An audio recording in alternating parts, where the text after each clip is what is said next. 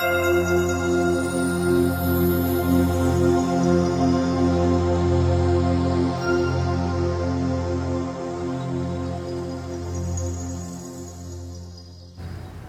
I'm Lorelei Day with the City of San Angelo. Today we're live with Dr. James Vretis, our local health authority, to talk about some of your questions about COVID-19. Dr. Vretis, thanks for being here with us today. So if you go to our Facebook page, we are answering these live. And here's our first question. Okay, it went away.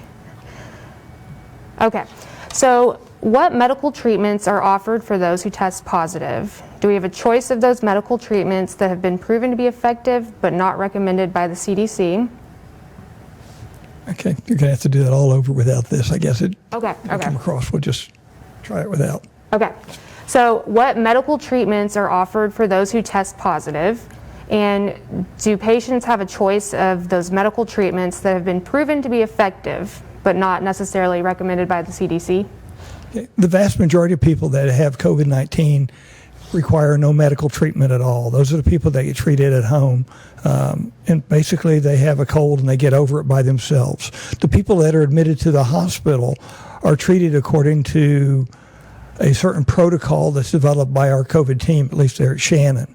And this is a treatment that it mirrors other large institutions like Vanderbilt and other large institutions follow this plan. Do you get to choose what plan you get? As a rule, no. The docs there at Shannon on the COVID team follow what has been proven to be a working plan. We don't pick our therapies based off what's the current popular thing on the internet. If you go to our Facebook page, we are answering. Sorry guys, bear with us. Okay. All right, looking for actual questions here. Okay, here's one from Toby Heisley. Okay, can you give us any insight as to what's happened in our county? We know that we're now a hot spot. Oh, yeah, we're definitely a hot spot. Our positivity rate is, I think it was 14%. On Monday morning, so I assume that's about where we are now compared to 7 to 9% for the rest of the state. What's happening is we had a lot of people not wearing masks and congregating in large groups. Since we've been wearing masks, and kind of cut down on the large groups, I'm expecting within this next week we're going to see us topping off this hump, which is kind of the goal of mask and social distancing. Okay. Here's another one from Christine Mata. How long are you contagious after your 14-day quarantine? We're not sure. And being honest with you, the CDC has said that as long as somebody has isolation, somebody's had symptoms or been tested for 10 days and been totally symptom-free for 72 hours, they can be released even if they still have positive PCR tests, because the current thought is that even if you have a positive PCR test after those 10 days and being symptom-free, that you're no longer spreading enough viral particles to be contagious. Okay. Please explain the protocol followed in hospitals in more detail. The protocol for what? Protocol for, I guess, someone being admitted with COVID-19? It's kind of weird. It's actually harder to get admitted to the hospital with COVID-19 than it is with other things. I know a lot of people think that it's real easy, that anybody who's got COVID, we want to put in the hospital, but actually it's harder to get put in the hospital with COVID-19. If you look at an asthmatic who has an oxygen saturation of 90 to 92% and is having shortness of breath, trouble breathing, we just about admit every one of those to the hospital. But if you've got COVID-19 with an oxygen saturation about 90 or 92, most of those people we're sending home. So again, it's harder to get in the hospital with COVID than with other problems that cause the same amount of shortness of breath. Once you're in the hospital, again, you follow whatever the current guidelines are for the COVID team. People will get put on the COVID floor that didn't primarily present with COVID-related symptoms. So if we have somebody who comes in with an ankle fracture that needs surgery, and they also test positive for COVID, they've got to be placed on the COVID floor just so we don't spread the disease throughout the hospital, so we can kind of cohort our patients and cohort our staff. But they count as an ankle injury, not as a COVID. Okay. Which symptoms have been more common in San Angelo? I'm sorry? Which symptoms have been more common in San Angelo? Cough, shortness of breath, and after that, probably diarrhea and weakness. We've seen a large number of folks in the emergency department that they're complaining of weakness, maybe a little scratchy throat, but a lot of diarrhea. Okay. Why aren't children under the age of 10 required to wear a mask? We don't require it because basically the governor did it. His order said 10, and so we wanted to make sure our order kind of matched his order. You know, realistically, I've got a 5-year-old grandson. He wears a mask just fine. I got a 2-year-old granddaughter. She has no problem putting on a mask because she wants to look just like her big brother. I don't think it's really hard to get kids to wear a mask. We're not requiring it less than 10, but I would definitely encourage it. Okay. Are the patients who are being admitted with COVID-19 being put on the ventilators, or a lot of them, or can you talk about that? Some are. I think the last I heard is we had 10 critical patients at Shannon, and again, this is from a couple days ago, so I won't swear to the number. And those people, a large number of them, actually end up on a ventilator, or they end up on BiPAP or one of these other non-invasive ways to try and improve their ventilation. Back in the early part of this pandemic in New York, New Jersey, almost everybody who had low oxygen saturation was working hard to breathe, got put on a vent, and we've changed the way we do it, and now we try not to do that at all. Okay. Can you talk about the difference between masks, the cloth mask and surgical masks? Someone asked which mask is safer.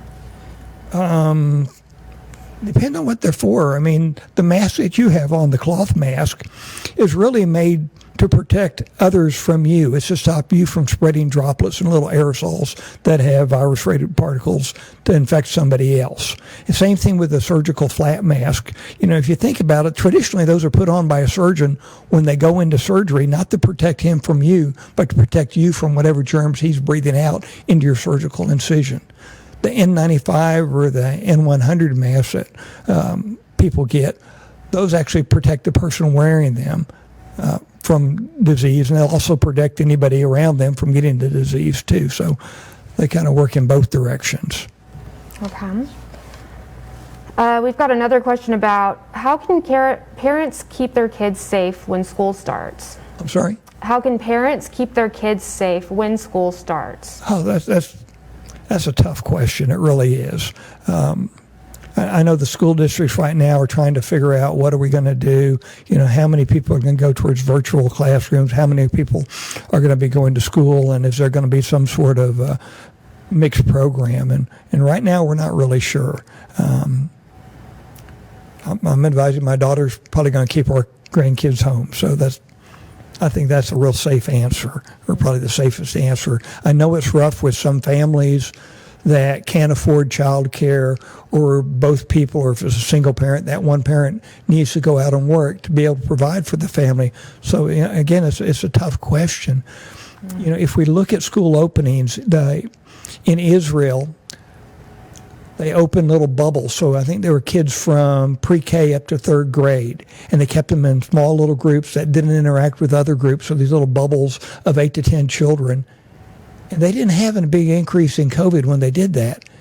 And so, like a lot of governments, they took one piece of information and said, oh, it's safe to open schools, and they opened schools completely.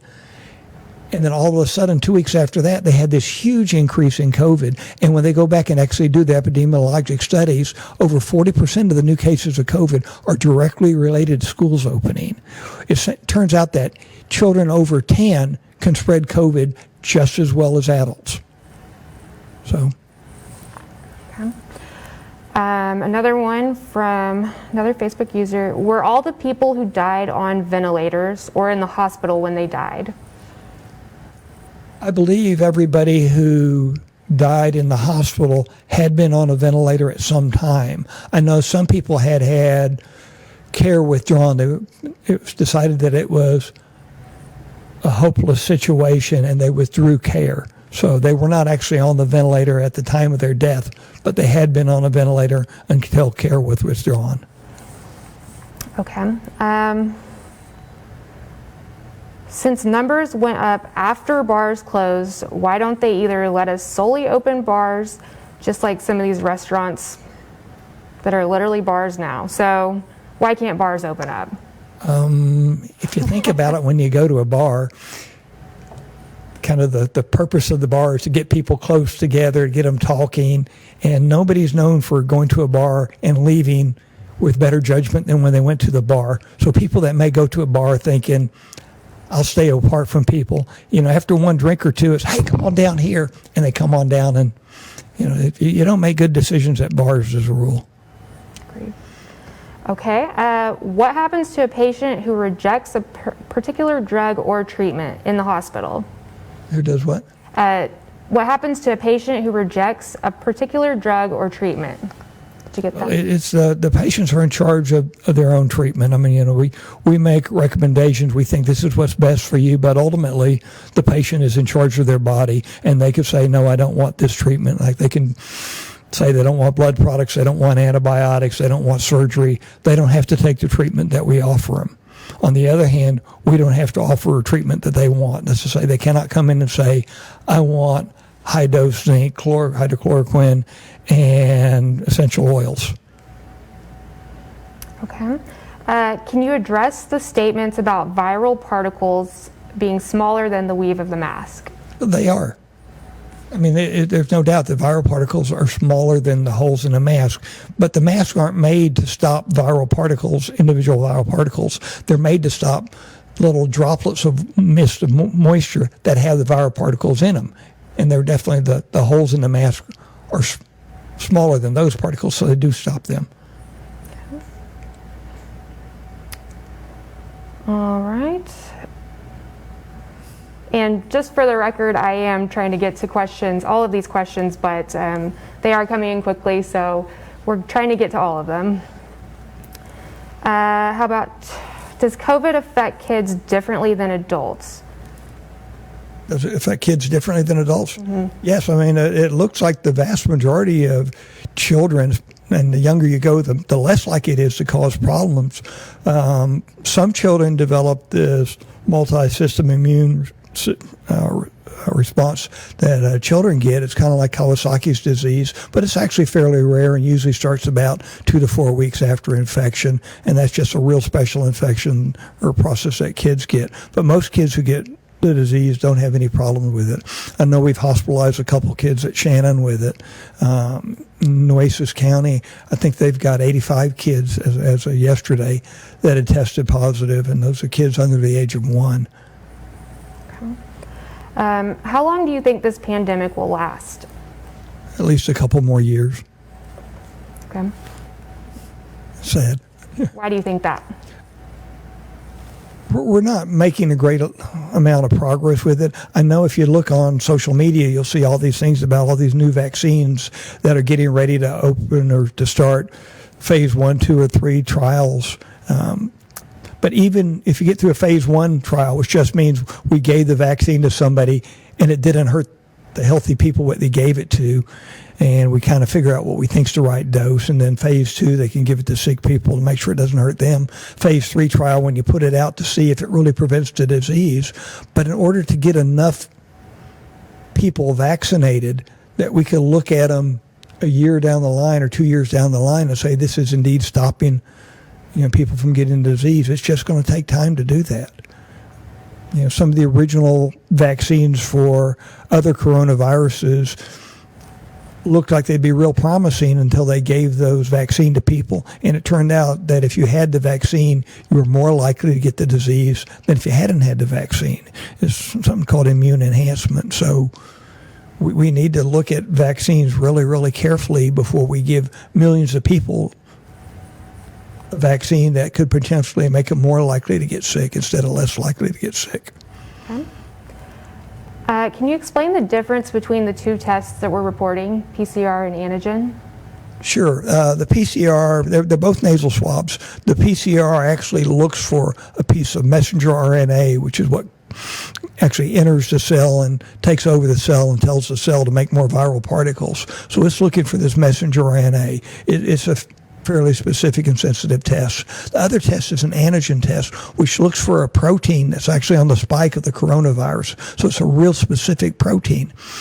Unfortunately for this test, while it's quite selective, that's to say if it tests positive with an antigen test, that means you've got the disease, but it's not real sensitive. So if you test negative, it doesn't necessarily mean you don't have the disease. When we say its negative predictive value is fairly poor, somewhere in the 60 to 70% range. So it's slightly better than a coin toss as far as negativity. It's real accurate for positivity.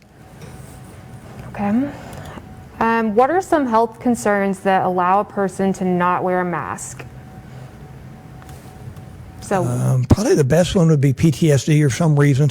Somebody's got a psychological problem against wearing a mask. There's not a whole lot of other things. I mean, you hear people say, well, if you put on a mask, your oxygen level goes down, your carbon dioxide level goes up. But actually, the small little holes in that mask are tens of thousands of times larger than oxygen and carbon dioxide molecules. They go back and forth fairly easily.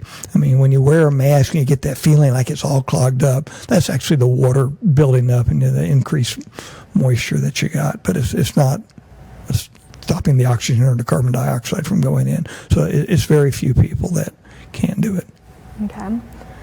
Can you explain why we say COVID-related deaths? Why what? Why when in our reports when we say there's a COVID-related death, can you explain that? Okay, well that basically means we think the person died with COVID disease. That's just the way we word died from COVID. Okay.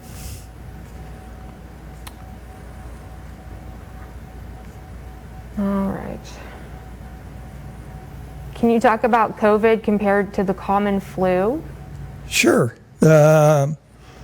We look at the common flu every year, and then we say, well, this COVID is kind of like the common flu, except it's really not, because we've already had like 140,000 Americans die in 3 months with COVID. A normal year with flu, maybe 30,000 die. A really bad year, 65,000 die. So we're well over twice that, and we're only 3 months into this where the flu's reported for an entire year. People say that it's similar, but, when's the last time you heard about them having to bury people in the parks in New York City because they didn't have enough funeral homes? Why do they have to bring in 45, temporary morgues? Why are the hospitals in the valley full? We just sent some ambulances down there to help out down in the valley. And when I talked to these medics that were down there with them, they said that when they would show up at the hospital in their ambulance, it would take 3 to 10 hours to unload people off those ambulances to get them in the hospital because the hospitals are that full. We've never seen anything like this in our lifetime. The last time like this was the Spanish flu in 1919. Okay. Can you discuss what our plan would look like if our area hospitals become overwhelmed like they are in other counties? We'll be hurting. Both community and Shannon have put in STAR requests, or state of Texas assistance requests, and you put these in for emergency. So we've already put in at both hospitals STAR requests saying that we need more nurses specifically. I think Shannon's got like 30 or 40 people out. I don't know how many community have out with the disease. So basically we don't have enough nurses to fill out, take care of everybody that we have in order to open the whole hospital completely. What are some things that make someone high risk? Are smokers high risk? High risk, the most common thing would be age, over 60, 65. Next thing is obesity, diabetes, hypertension, high cholesterol, immune suppressed, cancer patients. The list goes on and on.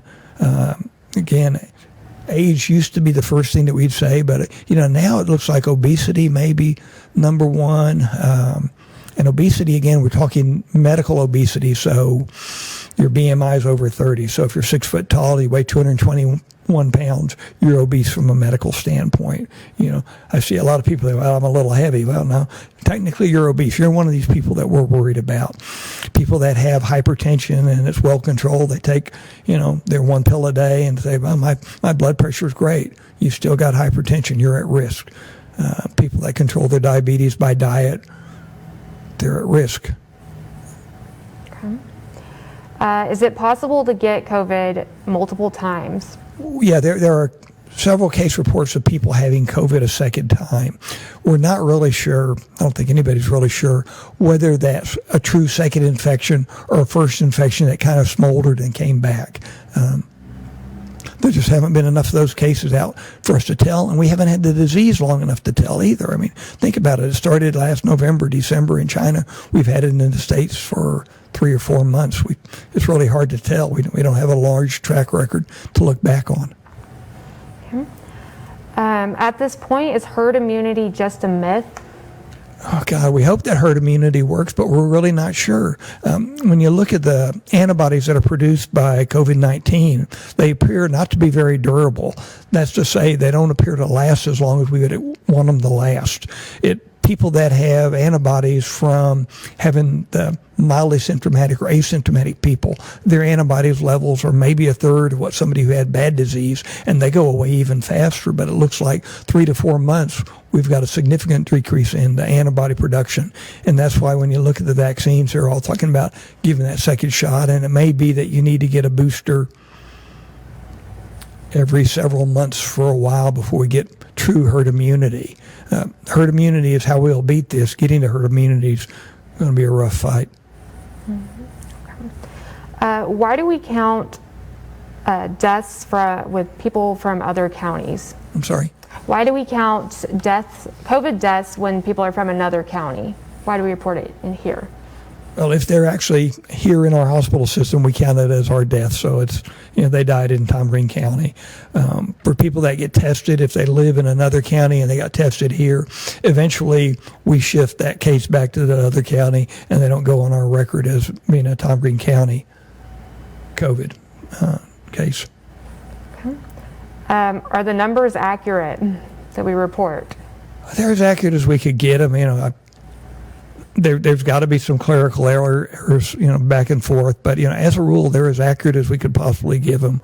We don't have any secrets or trying to hide the numbers from people.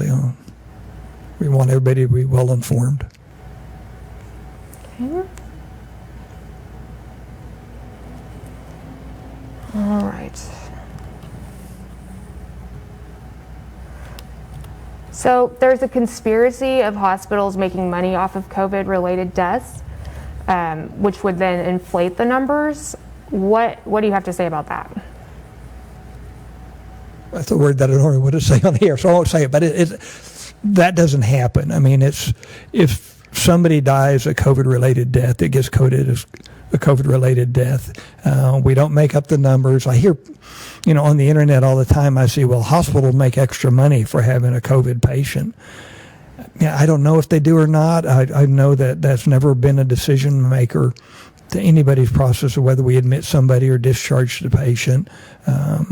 We just don't do that. I mean, the great thing about San Angelo and the medical community here is of all the places I've ever worked, I've never had anybody ask me, is that patient insured? Are they funded? I mean, we put them in the hospital because we think they need to be in the hospital, and we send them home because we don't think they need to be in the hospital. I get people all the time, well, I got, this insurance or that insurance, you can keep me in the hospital. I'm like, no, you go home. Same thing with the COVID patients. They get in the hospital because they need to be in the hospital. Okay.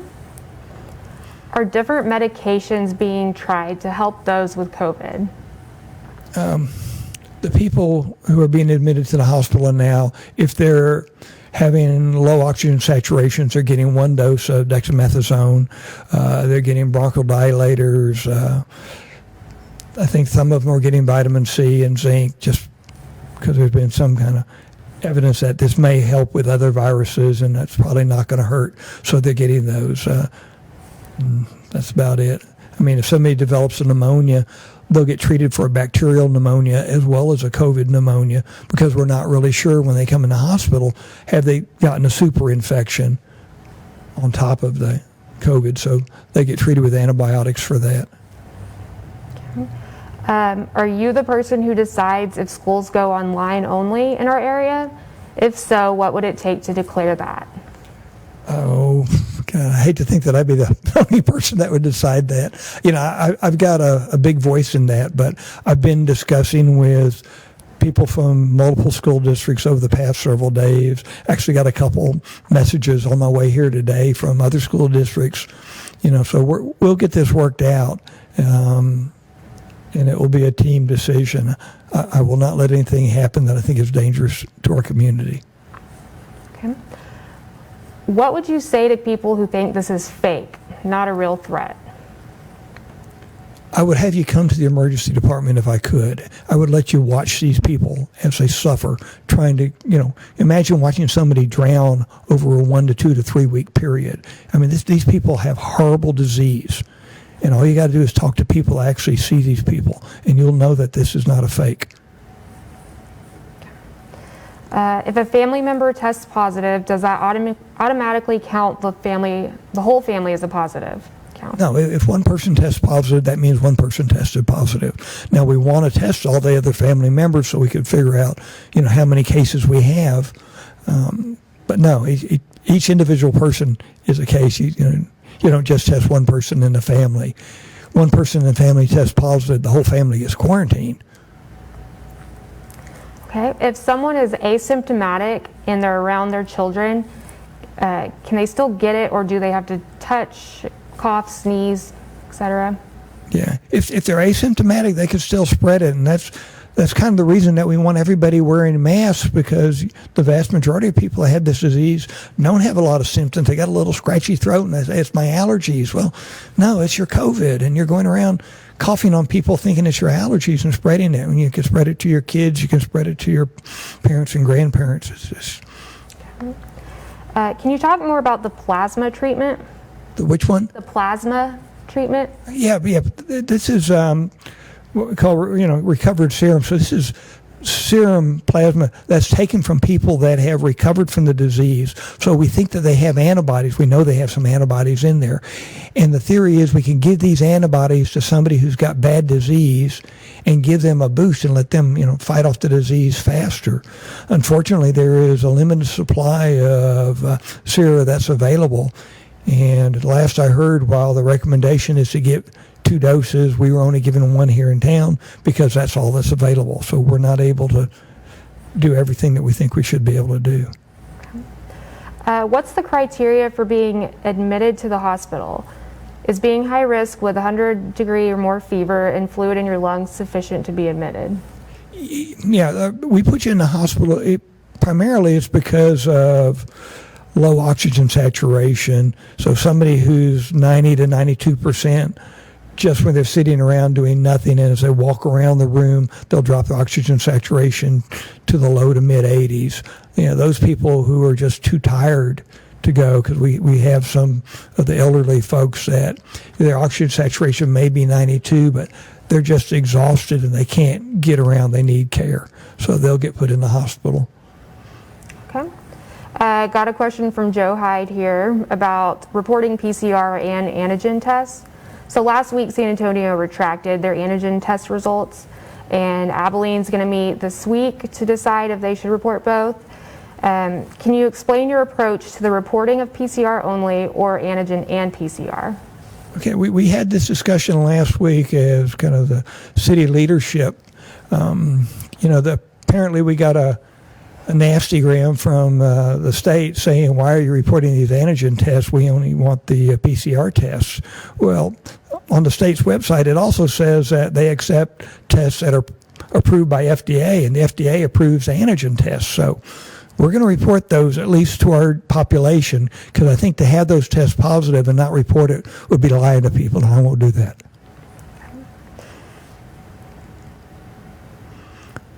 Okay, does the antigen test give accurate results? The antigen test gives extremely accurate results when it's positive. When it's negative, it's not accurate at all. Again, negative predicted value somewhere in the 60 to 70% range. So better than flipping a coin, but not a lot better than flipping a coin. So anybody who's got a negative antigen test, that needs to be verified or confirmed by getting a negative PCR test. The nice thing about the antigen test is, one, they're available, they're quick, they're fairly inexpensive. So if you get the antigen test and it's positive, bang, you got it. You don't need to have any other tests, and we figure out a lot faster.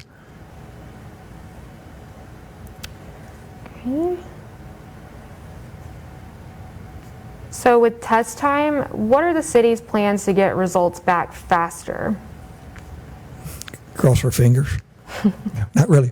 But, we've got the antigen tests available, so that gives us quick results for positivity. In the hospitals, we can get rapid PCR tests, which is what we use when we're admitting people to the hospital before they go to surgery or something like that.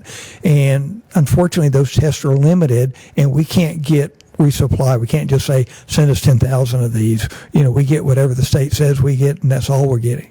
So there's not a whole lot we could do to actually increase how fast we get test results back. It used to be that, when we first started, it took 10 to 14 days to get results, and that was horrible. And then we tried several other labs. We found out we could send them to San Antonio, and we get results back in 24 to 36 hours, and things were great. And then all of a sudden, all the cases blew up in Austin and blew up everywhere. And so the Austin lab is completely overrun with just local tests, so they can't take our tests. And now last I heard, we're sending our tests to New Jersey. And so that's why we've got the long wait. I mean, I know Shannon is constantly trying, who gets us the best times. And I think they send them out to several places trying to figure out who's the best one for that period of time and get it done there. Okay. At the current rate we're going, when will the ICU be at maximum capacity? Last week we had one available ventilator, as far as real ventilator, left at Shannon. They have several non-invasive ventilators they could use. They have a lot of anesthesia machines that they could use, but we are running out of just traditional ventilators last week. I think since that time we've got, I think last I heard was like 4 or 5 vents open, but it's very fluid the way we go. There's more ventilators available at community, and then around the rest of the Concho Valley, there's actually several ventilators that if we needed to, we could borrow ventilators. Okay. What's the average wait time to be seen at the ER? The average wait time in what? The average wait time to be seen at the ER. I guess in your case, Shannon. Just to get in. Oh, some people early in the morning, you get in, almost as soon as you get there. Afternoons have always been busy, and they're not any less busy now. I don't think we have the large crowds waiting outside that we would have a year ago, because there's a lot of people that say, my chronic backache, I don't need to go to the emergency department for this today. It makes sense to try and stay away from that, which is good. I'd rather them go to urgent care or their PCP. Okay. Are the antibody tests accurate? The antibody tests are real accurate for determining if you have had an infection, but they're not accurate as far as do you presently have an infection. It takes between, say, starting 5 to 7 days after you get infected before your IgM, which is the first of the antibodies, goes up, and it could take 2 to 3 weeks before your IgG levels go up. So antibody tests are real accurate to say you had an infection, but they're not accurate enough to make the diagnosis that you currently have an infection. They are not approved by the FDA for current infections. Okay. Can you please put to rest the argument that when people pass away because of COVID, it's because of the complications of COVID, not their underlying conditions? Well, the vast majority of people that are admitted to the hospital with COVID are coming in with COVID pneumonia. Those seem to be what we see. The majority of those are the ones that stay the sickest.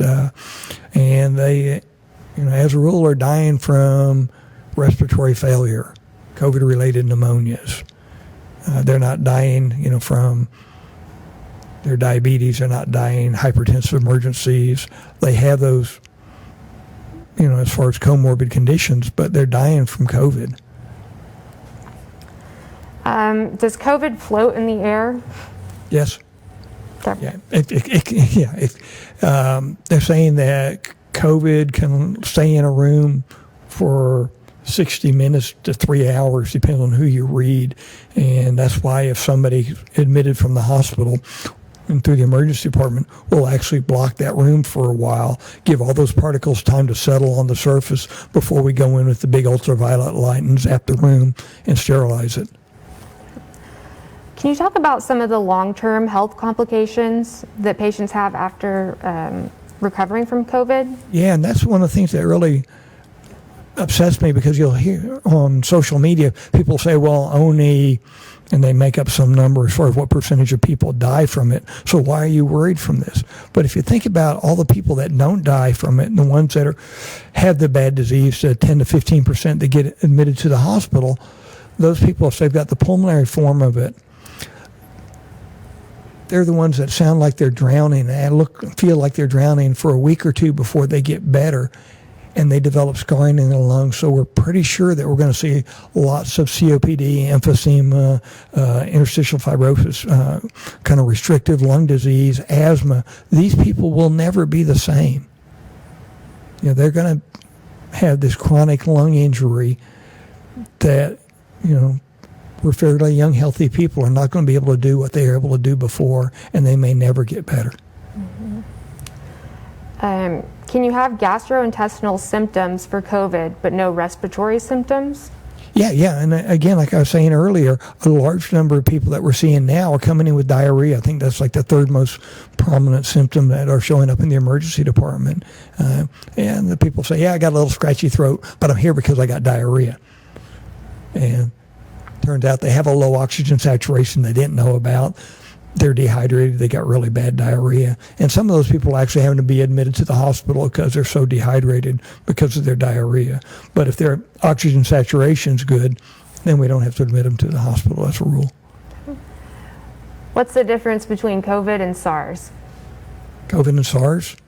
COVID is one of the SARS diseases. So the original SARS, or SARS-1, was back in 2002. MERS, which is the Middle East Respiratory Syndrome, was 2008, 2010 in the Middle East, and that was primarily a gastrointestinal disease, a lot of diarrhea with that. And so technically what we call COVID-19 is really called SARS-2 in the medical community. Okay. Are face shields just as effective as masks? Which is better? Yeah, probably they are. If you have a face shield that goes down low and stops your breath from getting out.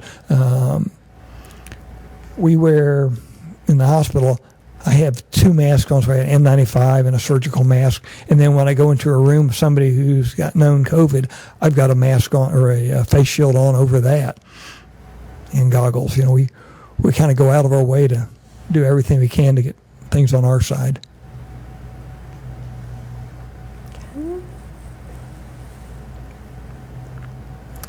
My spouse already has a chronic lung injury. How can I best protect them while I still have to work?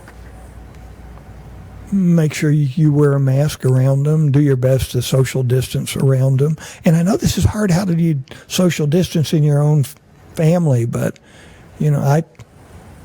up until 2 days ago, I was living in an RV for the last 3 months to stay away from my family. If you may have been around somebody with COVID, you should wear a mask around anybody who you might be infecting. Again, your mask doesn't protect you, it protects people from you. Will there ever be another way of testing besides the nasal swab? I kind of hope so. Those are horrible. But yeah, I really think there will be. We just don't have a great one that's out yet. Okay. As we self-screen for school or work, how can we tell if symptoms are COVID related or just anxiety, allergies, your sinuses? It's really hard to tell. I mean, and that's why people go around spreading the disease, is because they can't tell. I honestly believe, as most people thought they had COVID, they would not go out. But these people don't think they have COVID. They think they have sinuses or, maybe a mild cold, and they go out and they're spreading COVID. There is no way to tell without being tested. I mean, I hear from friends of mine who say, well, I'm real careful about who I'm about. And I'm like, well, you can't see the virus particles. How can you be that careful? You got to make sure people that you're around have a mask on. Okay. It looks like high school football will be delayed 3 to 4 weeks for the full season. Are football players aged 14 through 19 particularly vulnerable, or do you think the game should go on? That's a hard question. I mean, part of me, I'm a Texas boy. I'd like to see football go on, and part of me says, this is a risk, and there's no great reason to do it. It's like canceling some of the graduation things, at the end of last school year. That was a real hard decision. But I think it was probably best for the students and best for their families to do that. I was kind of actually hoping that UIL would have just done away with the season and not forced me to look at it real hard. So now I'm being forced to look at it real hard. Okay. Yeah. So on that note, can you talk about the importance of canceling events to prevent the spread? Scheduling what? Can you talk about the importance of canceling events? Yeah, it's tell people not to be stupid. If you know that you're going to be around a bunch of people, and a bunch of those people in that bunch may have be infected with COVID, why would you go there? Just think about it. You got something that's got maybe a 1% chance it's going to kill you. Why would you do that? Stay away from those people. There just is no reason.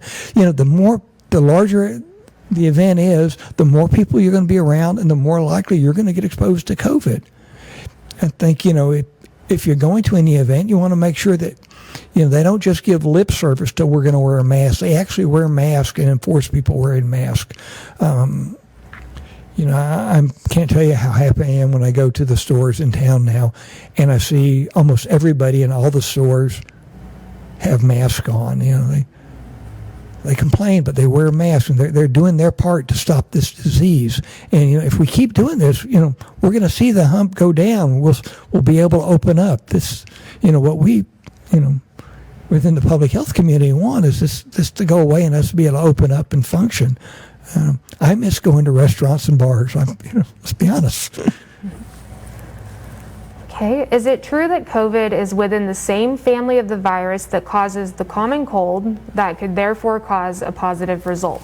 Well, yeah, there's many different, 7 different strains of coronavirus. So there are 4 strains that are normally out there, and those cause common colds. COVID-19 is caused by one specific mutated one that we've never had before, kind of like the MERS one and the original SARS one. Those are all the other mutations that we've never had before. So this is not the common cold just getting worse. This is a mutated virus that's in that family. Okay. What's it going to take for this to end or slow down? Are we supposed to be like this for forever? Okay, again. I'm sorry. So what's it going to take for this to end or slow down? Are we supposed to be like this for forever? I hopefully it won't be like this forever. Hopefully those vaccines will work. And I hope they will, but again, it'll take a couple of years to prove it. The way to stop this disease and slow it down is to get people to social distance and wear masks. There was actually a study out of California where they looked at the effect of wearing masks, and they said that if everybody, actually 80% of people, would wear a mask, it has a greater effect at stopping this disease than a total lockdown did. So wear your mask, we won't be locked down. When they look at how valuable masks were in New York City from March 1st till the end of May, it's estimated that wearing a mask saved 67,000 people from COVID. So the mask work. It's just the way to stop the disease, is to wear the mask. What would you recommend we need to be taking and giving our children to boost our immune systems? Okay, Ian. I'm sorry. So what would you recommend we need to be taking and giving our children to boost our immune systems? Give your children a good diet. Let your children exercise. That's the way to build a good immune system. A lot of little kids like the little chewable gummy vitamins. Okay. Are pregnant women at higher risk for COVID complications, and could the fetus be at risk? It doesn't appear that they're at higher risk. I think there's been one reported case of a baby being born of a COVID positive mother that the baby had COVID, and that was only this last week. So it's extremely rare. It's probably much rarer than being struck by lightning. Okay. How can we be sure that a person is no longer contagious after 14 days or 72 hours of no symptoms? Okay. Why are we releasing people from quarantine without requiring a negative test result? Okay, well, we're doing kind of what the CDC says to do, which is if that's been, if they're symptomatic, they would have been in isolation, not in quarantine. So isolation is a minimum of 10 days since testing or onset of symptoms, with the last 72 hours being fever and completely symptom-free. Why do we release them? And people ask all the time, why are you releasing them off the internet? Why do you let them fill out that form? Well, when we were doing phone calls back in the early part of this disease, we would call people and they'd say, yes, I'm at home. And you'd hear in the background the blinker from their turn signal, or you'd hear the door opening and closing. They're obviously lying to us. And I honestly believe that the same people that are going to lie on the online form are the people that lie to us when we talk to them on the telephone. Unfortunately, there's people that have put their convenience over the health of the public. Okay. Sorry, sorting through these. Where do you get your studies from specifically? Where I get my what? Your studies from. Where do you... all over. I mean, I read medical journals, links to articles. I don't look at YouTube or Facebook for medical information. There, you see a lot of numbers on there that says this many people died of the flu last year, and they give a source, and if that source even exists, when you go to look at it on the internet, they give completely different numbers. So, you got to wonder what would make somebody want to put up fake numbers on the internet. Why would somebody want to say, oh, well, more people die from the flu every year than this? What could be that person's goal? Because, if they put this information out and people follow this information, people are going to die. Why would somebody do that? How long should you wear a mask before it needs to be changed in a 12-hour workday? Depends on what type of mask you're wearing. The N95 mask that I wear at work, I pretty much wear most of the entire 10-hour shift. If you got a cloth mask on and it feels like it's starting to get wet, you probably need to change it out. When you go home, that mask needs to be washed, or take another mask with you. Some people may need to change masks, 2 or 3 times throughout a day in order to not have that soaking wet, because when that mask becomes soaking wet, it actually will absorb viral particles better than a dry mask. So change your mask if it gets wet. Okay. How long should you wait to get tested if you were near a positive?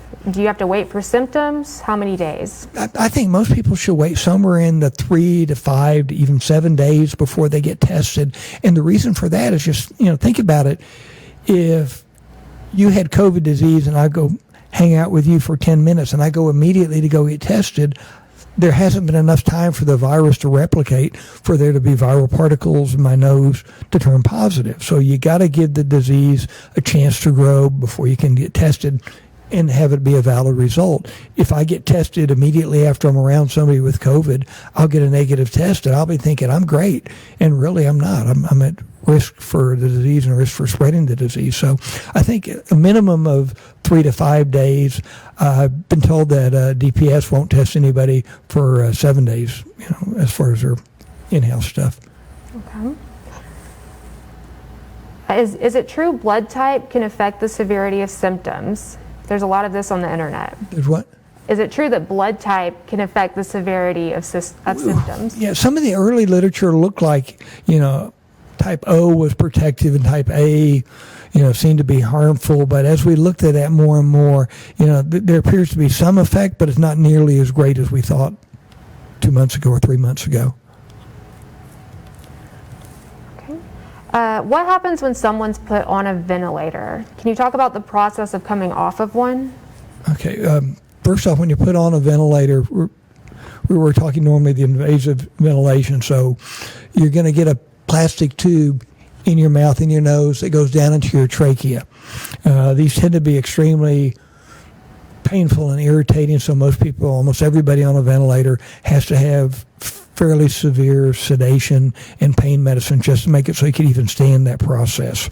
And a lot of times these people will end up giving them chemical paralysis so they can't move and they can't fight against the machine that lets us ventilate them easier with less trauma to their lungs. But the machine blows in a certain amount of air with whatever calculated oxygen concentration that we give, and then it exhales passively, and then they get breathed there 12 times a minute or whatever it turns out is the right combination of volume and number of breaths per minute for the patient. When we try and wean somebody from a ventilator as it looks like they're getting better, we will cut down on the number of breaths that we give them and have them doing more and more of the work of breathing themselves, because if you've been on a ventilator for a week and haven't been doing any breathing, it takes a while to get your muscles strong enough to be able to breathe in and do that work of breathing for a while. And then normally we'll turn the ventilator off and just let them breathe passively through the tube. If they're able to do that for an hour or two, then normally we'll try and pull the tube and see how they do. Okay. When do you believe this pandemic started, and how did it start? Do what? When do you believe this pandemic started, and how did it start? November, December in China. How did it start? We don't know. I mean, I know all the theories that say that this was, done intentionally by the Chinese because there's a level 4 lab there in Wuhan. I don't think the Chinese would purposely let this loose on the Chinese. I think if I was a Chinese weapon designer and I wanted to let a pandemic loose, I'd do it somewhere other than 11 miles from my own doorstep. So I don't think it was released on purpose. Do I think somebody could have walked out of a lab with a virus on them and been sloppy? Oh, yeah, we see it all the time all around the world. I don't think that the Chinese are any worse than us, but I don't think they're any better than us as far as their security, their biosecurity. Could this have just come from a bad in nature? That's just as likely. I mean, nobody knows for sure.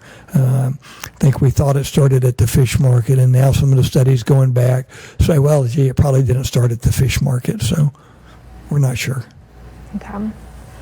Just to let everyone know, we've got 5 minutes left, so if you've got questions, we're trying our best to get to all of them. Now, you said this at the beginning, but can you address it again? What are your thoughts on schools opening?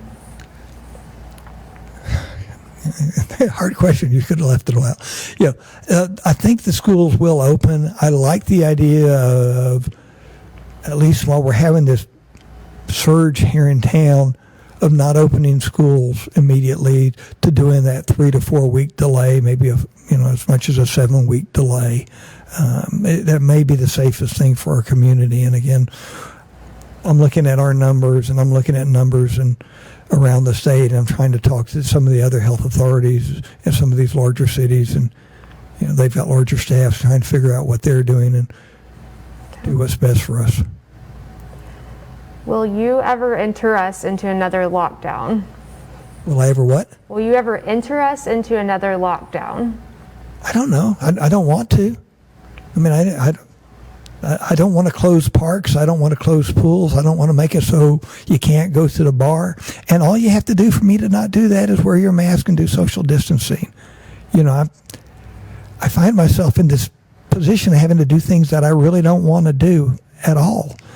And, I've had people say, well, can you go ahead and sign this order? Can you do this, do that? Because they all know it's the right answer,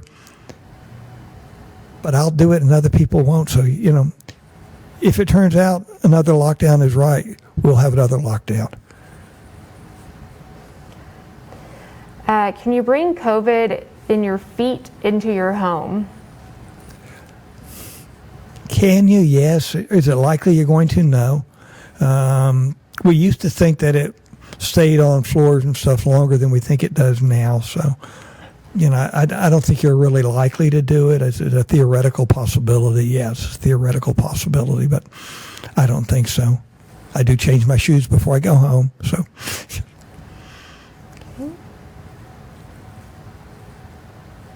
Is our positivity rate dropping or rising? Rising.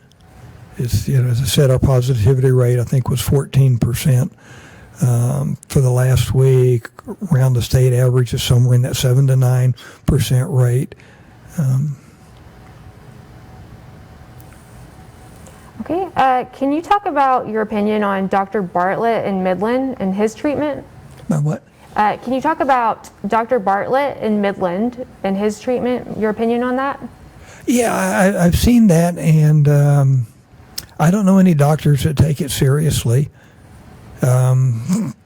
Again, doctors get their medical information from peer-reviewed journals that have randomized double-blind studies. So, if you're going to report that this works, you got to be able to say, I gave this treatment to 100, 1,000, whatever number of people, and this is what happened with them, and we didn't give it to this other group of the exact same number of matched people, and they didn't get it, and I don't know which patient was in which group until the end of the study.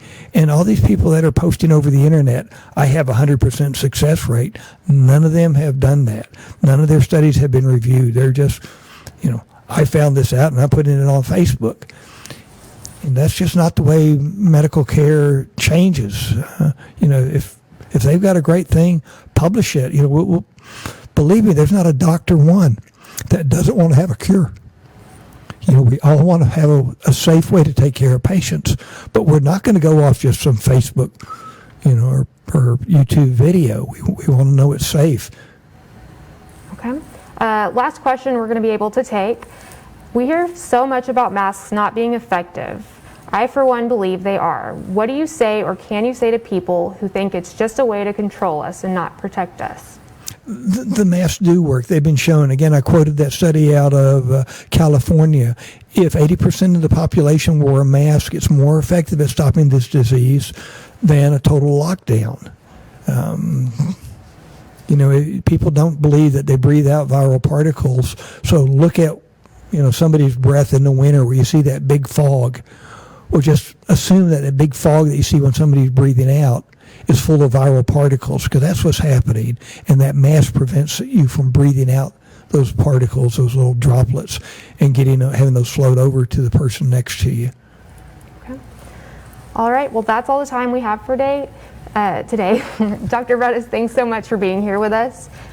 For more information about COVID-19 in San Angelo, go to cosatx.us/COVID-19.